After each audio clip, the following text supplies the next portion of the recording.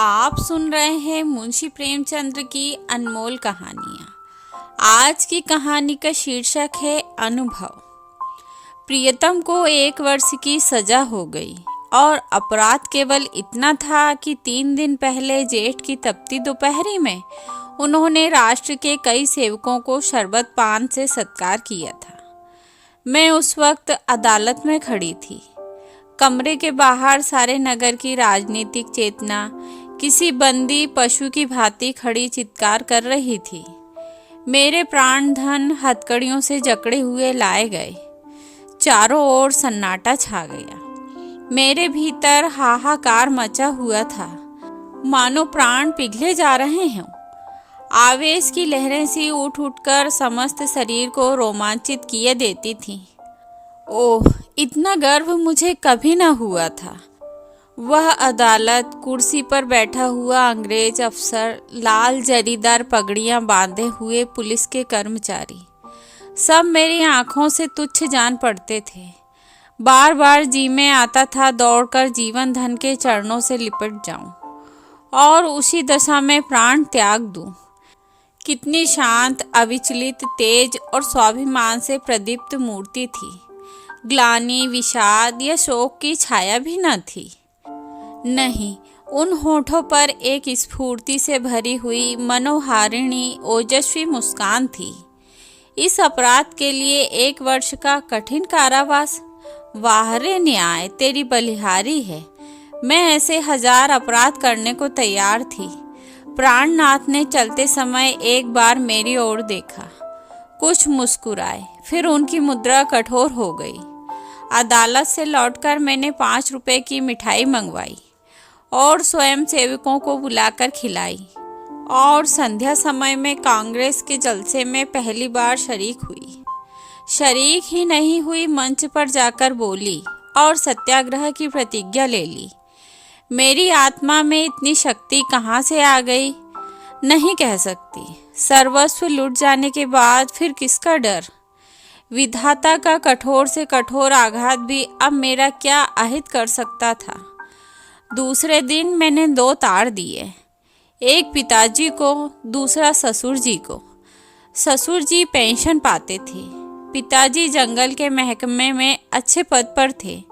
पर सारा दिन गुजर गया, तार का जवाब नदारद था। दूसरे दिन भी कोई जवाब नहीं। तीसरे दिन दोनों महाशय के पत्र आए।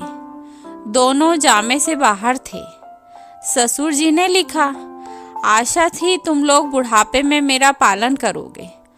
तुमने उस आशा पर पानी फेर दिया। क्या आप चाहती हो मैं भिक्षा मांगू? मैं सरकार से पेंशन पाता हूँ। तुम्हें आश्रय देकर मैं अपनी पेंशन से हाथ नहीं धो सकता। पिताजी के शब्द इतने कठोर न थे, पर भाव लगभग ऐसा ही था। इसी साल उन्हें ग्रेड मिलने वाला था। वह मुझे बुलाएंगे तो संभव है ग्रेड से वंचित होना पड़े। हाँ, वह मेरी सहायता मौखिक रूप से करने को तैयार थे। मैंने दोनों पत्र फाड़कर फेंक दिए और फिर उन्हें कोई पत्र न लिखा। हाय स्वार्थ, तेरी माया कितनी प्रबल है। अपना ही पिता केवल स्वार्थ में बाधा पड़ने के भय से लड़की की तरफ से इतना निर्दयी हो जाए।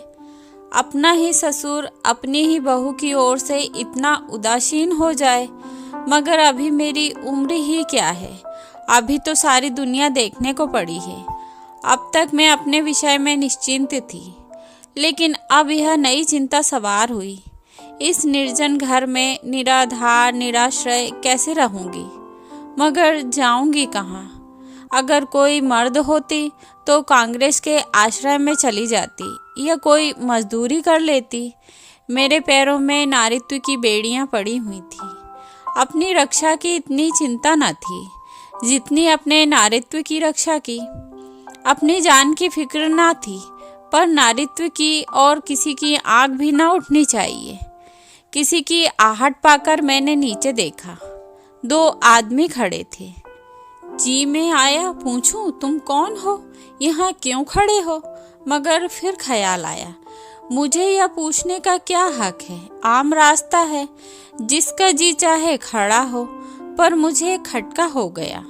उस शंका को किसी तरह दिल से ना निकाल सकती थी। वह एक चिंगारी की भांति हृदय के अंदर समा गई थी। गर्मी से देह फूकी जाती थी, पर मैंने कमरे का द्वार भीतर से बंद कर लिया। घर में एक बड़ा सा चाकू था, उसे निकालकर सिरहाने रख लिया। वह शंका सामने बैठी घूरती हुई मालूम होती थी। किसी ने पुकारा। मेरे रोए खड़े हो गए। मैंने द्वार से कान लगाया। कोई मेरी कुंडी खटखटा रहा था। कलेजा धक धक करने लगा। वही दोनों बदमाश होंगे, क्यों कुंडी खड़खड़ा रहे हैं? मुझसे क्या काम है? मुझे झुंझलाहट आ गई। मैंने द्वार न खोला और छज्जे पर खड़ी होकर जोर से बोली, कौन कुंडी खड़खड़ा रहा है? आवाज सुनकर मेरी शंका शांत हो गई। यह बाबू ज्ञानचंद थे। मेरे पति के मित्रों में इनसे ज्यादा सज्जन दूसरा नहीं है। मैंने नीचे जाकर द्वार खोल दिया। देखो तो एक स्त्री भी थी। वह मिसेज ज्ञानचंद थी। वह मुझसे बड़ी थी। पहले पहले मेरे घर आई थी। मैंने उनके चरण स्पर्श किए। हमारे यहाँ मित्रता मर्दों तक रहती है, औरतों तक नहीं जाने पाती। दोनों जने ऊपर आए। ज्ञान बाबू एक स्कूल में मास्टर हैं, बड़े उदार, विद्वान, निष्कपट। पर आज मुझे मालूम हुआ कि उनकी पथ प्रदर्शिका उनकी स्त्री हैं।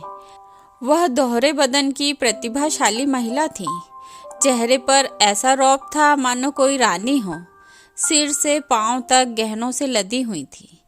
मुख सुंदर न होने पर भी आकर्षक था। शायद मैं उन्हें कहीं और देखती तो मुंह फेर लेती। गर्व की सजीव प्रतिमा थी, पर बाहर जितनी कठोर, भीतर से उतनी ही दयालु। घर कोई पत्र लिखा? यह प्रश्न उन्होंने कुछ हिचकते हुए किया। मैंने कहा, हाँ लिखा था। कोई लेने आ रहा है? जी नहीं, ना पिताजी अपने पास रखना चाहते हैं, ना ससुर जी। तो फिर क्या? अभी तो यहीं पड़ी हूँ, तो मेरे घर क्यों नहीं चलती? अकेले तो इस घर में मैं न रहने दूंगी। खुफिया के 2 आदमी इस वक्त भी डटे हुए हैं। मैं पहले ही समझ गई थी, दोनों खुफिया के आदमी होंगे। ज्ञान बाबू ने पत्नी की ओर देखकर मानो उसकी आज्ञा से कहा, तो मैं जाकर तांगा लाऊं? देवी जी ने इस तरह देखा मानो कह रही हो, क्या अभी तुम यहीं खड़े हो? मास्टर साहब चुपके से द्वार की ओर चले। ठहरो, देवी जी बोली, कै तांगे लाओगे? कै मास्टर साहब घबरा गए। हाँ कै, एक तांगे पर 2-3 सवारियां ही बैठेंगी। संदूक, बिछावन, बर्तन, भांडे क्या मेरे सिर पर जाएंगे? तो 2 लेता आऊंगा। मास्टर साहब डरते डरते बोले, एक तांगे में कितना सामान भर दोगे? तो 3 लेता आऊं। अरे तो जाओगे भी? जरा सी बात के लिए घंटा भर लगा दिया। मैं कुछ कहने ना पाई थी कि ज्ञान बाबू चल दिए। मैंने सकसाते हुए कहा, बहन तुम्हें मेरे जाने से कष्ट होगा। और देवी जी ने तीक्ष्ण स्वर में कहा, हाँ होगा तो अवश्य।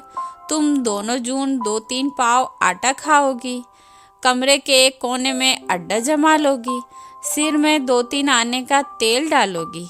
यह क्या थोड़ा कष्ट है? मैंने झेंपते हुए कहा, आप तो मुझे बना रही हैं। देवी जी ने सहृदय भाव से मेरा कंधा पकड़कर कहा, जब तुम्हारे बाबूजी लौट आए तो मुझे भी अपने घर मेहमान रख लेना, मेरा घाटा पूरा हो जाएगा। अब तो राजी हुई? चलो असबाब बांधो, खाट वाट कल मंगवा लेंगे। मैंने ऐसी सहृदय, उदार, मीठी बातें करने वाली स्त्री नहीं देखी। मैं उनकी छोटी बहन होती तो भी शायद इससे अच्छी तरह न रखती। चिंता या क्रोध को तो जैसे उन्होंने जीत लिया हो। सदैव उनके मुख पर मधुर विनोद खेला करता था। कोई लड़का वाला ना था, पर मैंने उन्हें कभी दुखी नहीं देखा। ऊपर के काम के लिए एक लौंडा रख लिया था, भीतर का सारा काम खुद करती थी। इतना कम खाकर और इतनी मेहनत करके वह कैसे इतनी हष्ट पुष्ट थी, मैं नहीं कह सकती। विश्राम तो जैसे उनके भाग्य ही में नहीं लिखा था। जेठ की दोपहरी में भी न लेटती थी। हाँ, मुझे कुछ न करने देती।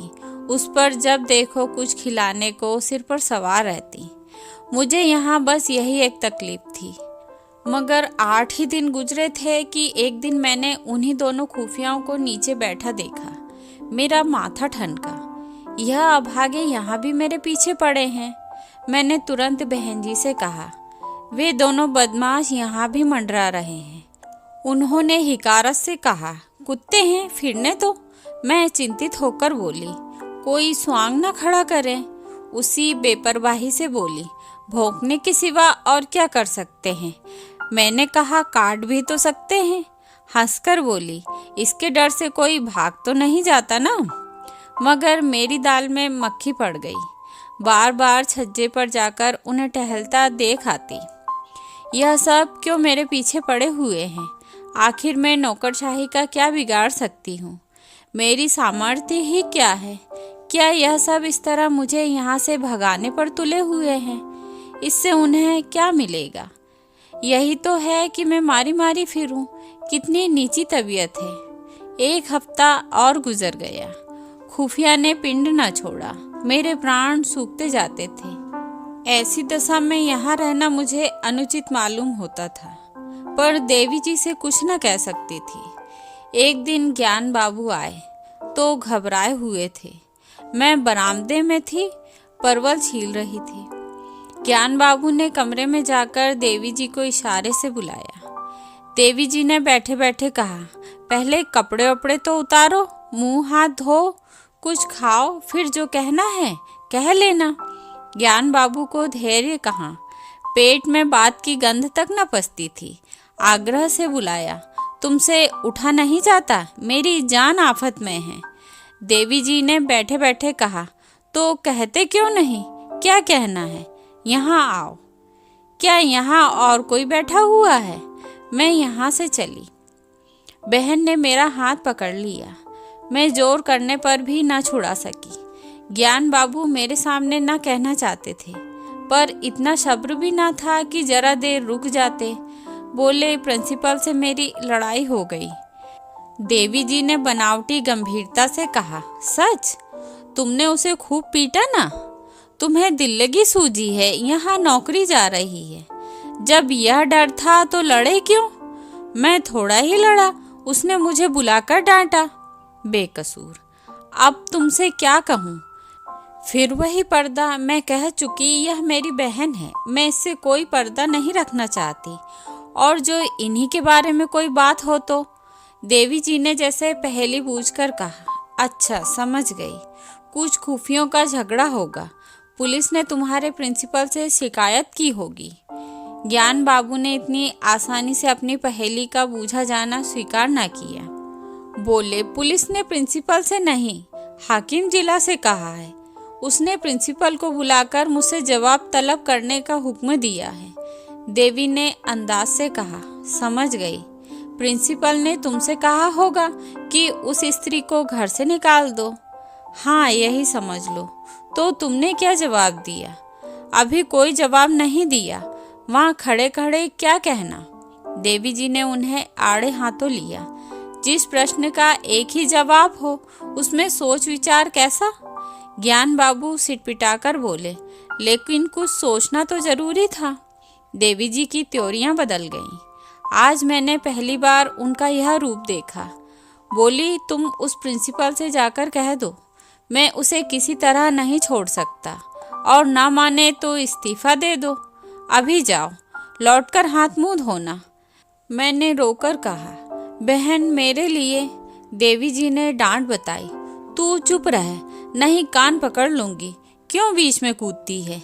रहेंगे तो साथ रहेंगे, मरेंगे तो साथ मरेंगे। इस मर्दुए को मैं क्या कहूँ। आधी उम्र बीत गई और बात करना ना आया। पति से खड़े सोच क्या रहे हो। तुम्हें डर लगता है तो मैं जाकर कह आऊं। ज्ञान बाबू ने खिसियाकर कहा, तो कल कह दूंगा। इस वक्त कहाँ होगा कौन जाने। रात भर मुझे नींद न आई। बाप और ससुर जिसका मुंह नहीं देखना चाहते, उसका यह आदर, राह की भिखारन का यह सम्मान। देवी, तू सचमुच देवी है। दूसरे दिन ज्ञान बाबू चले। तो देवी ने फिर कहा, फैसला करके घर आना, यह न हो कि सोचकर जवाब देने की जरूरत पड़े। ज्ञान बाबू के चले जाने के बाद मैंने कहा, तुम मेरे साथ बड़ा अन्याय कर रही हो बहन जी। मैं यह कभी नहीं देख सकती कि मेरे कारण तुम्हें यह विपत्ति झेलनी पड़े। देवी ने हास्य भाव से कहा, कह चुकी, ये कुछ और भी कहना है?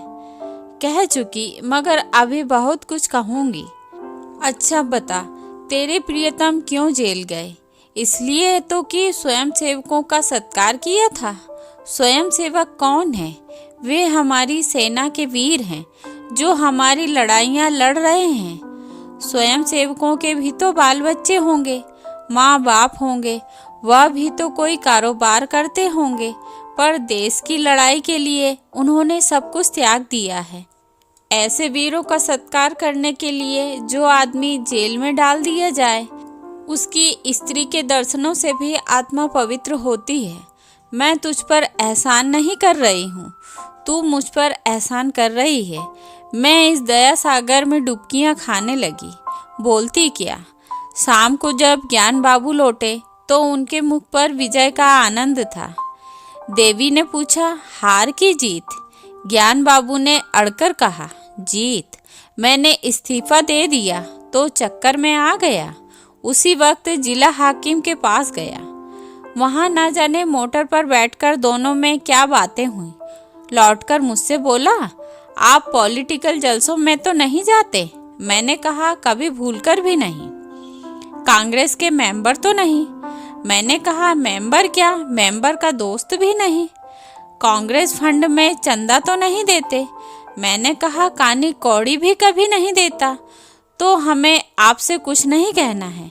मैं आपका इस्तीफा वापस करता हूँ। देवी जी ने मुझे गले से लगा लिया। तो यह थी कहानी अनुभव। आशा करती हूँ आपको पसंद आएगी।